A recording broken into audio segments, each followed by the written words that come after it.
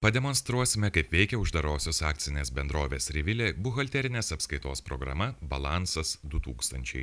Ši programa skirta įvairių tipų įmonėms. Norėdami pirkti ar parduoti prekę, turime prašyti prekės kortelę. Pasirenkame meniu punktą Servisas kortelės. Meniu juostoje atsiranda naujas skyrius kortelės, kuriame pažymime punktą prekės.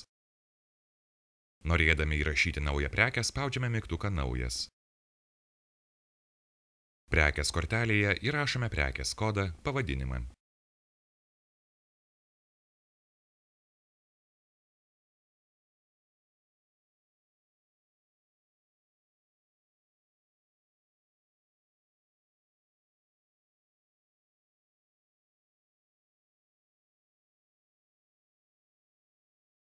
Paspaudę mygtuką Sąrašas nustatysime sąskaitų ryšį.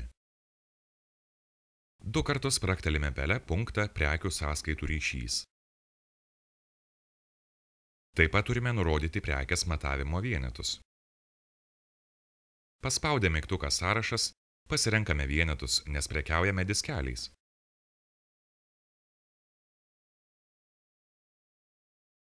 Langeliuose pažymėtose varnele duomenys turi būti įvesti pasirenkant reikšmę iš sąrašo.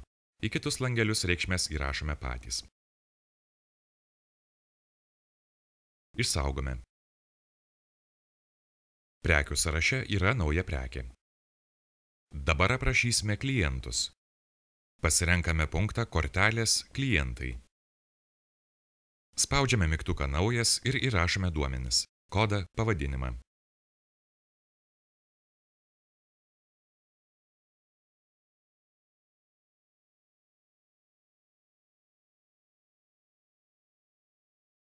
Nustatome kliento rūšį, ar tai pirkėjas, ar tiekėjas.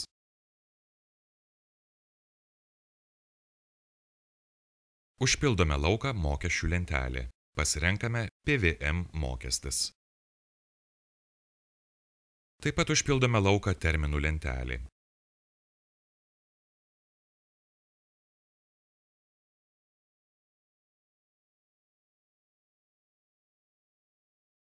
Puslapyje Grupavimas nustatome sąskaitų ryšį. Tai bus pirkėjų-tiekėjų sąskaitų ryšys. Išsaugome. Dabar galime pirkti prekes. Pasirenkame meniu punktą Servisas pirkimai pirkimo operacijos. Norėdami nupirkti prekę, spaudžiame mygtuką Naujas, užrašome dokumento numerį, iš sąrašo išsirenkame kliento kodą.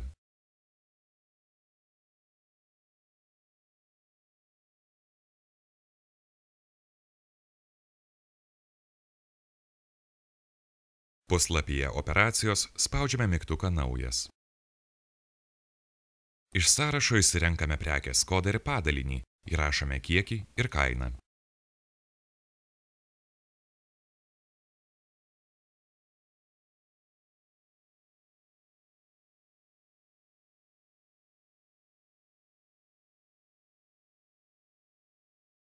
Išsaugome. Pagal tiekėjo išspausdintą dokumentą patikriname, ar teisingai įvedėme duomenis – savikainą, PVM sumą ir skolą tiekėjui. Jei viskas gerai, išsaugome. Pažymėję varnele laukelį PŽ, spaudžiame mygtuką Informacijos perkelimas. Duomenis perkeliame į didžiąją knygą.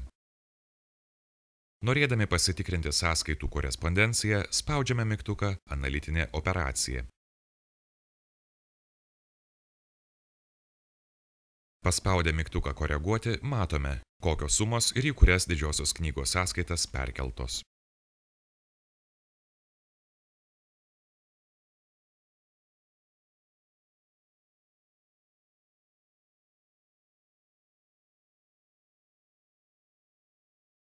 Norėdami parduoti prekę, pasirenkame Servisas pardavimai pardavimo operacijos. Lange Pardavimai, kaip ir pirkdami prekę, spaudžiame mygtuką Naujas ir įrašome dokumento numerį. Kliento numerį pasirenkame iš sąrašo.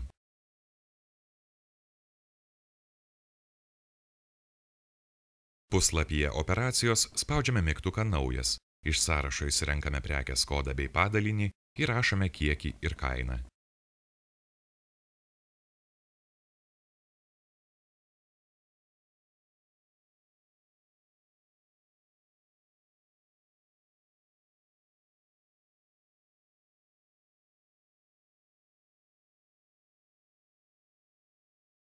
Išsaugome dokumentą. Galima išspausdinti pardavimo sąskaitą faktūrą paspaudus mygtuką Spausdinti.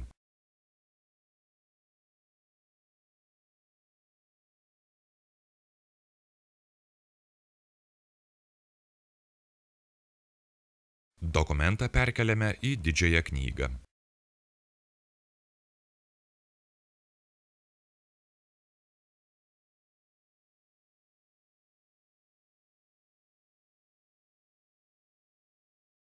Atsiskaitymo operacijoms su klientais skirtas atsiskaitymų modulis.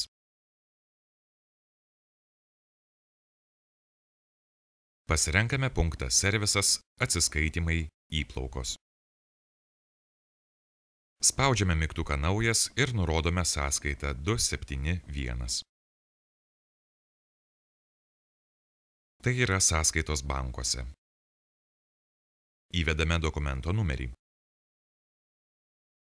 Iš sąrašo išsirenkame pirkėjo kodą.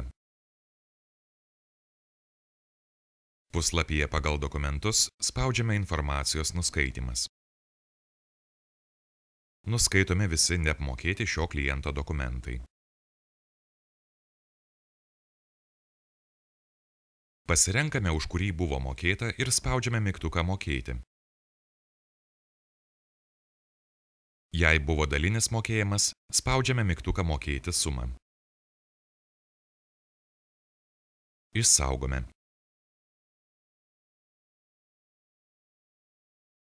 Dokumentą perkeliame į didžiąją knygą.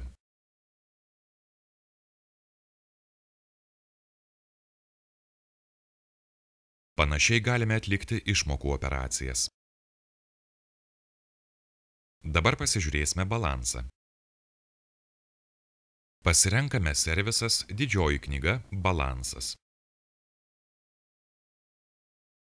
Nurodome, kurio laikotarpio balansą žiūrėsime. Pažymime langelį Spausdinti tik detales eilutes. Spaudžiame mygtuką Spausdinti. Atspausdinsime į ekraną.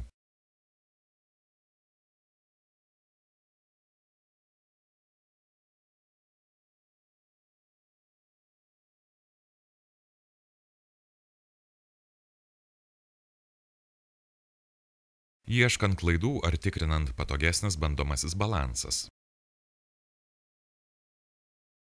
Žiūrime didžioji knyga, bandomasis balansas.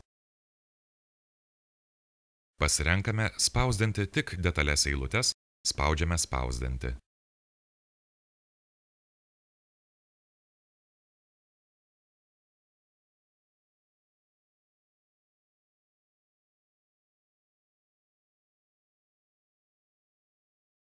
Klaidas galime ištaisyti atitinkamomis operacijomis.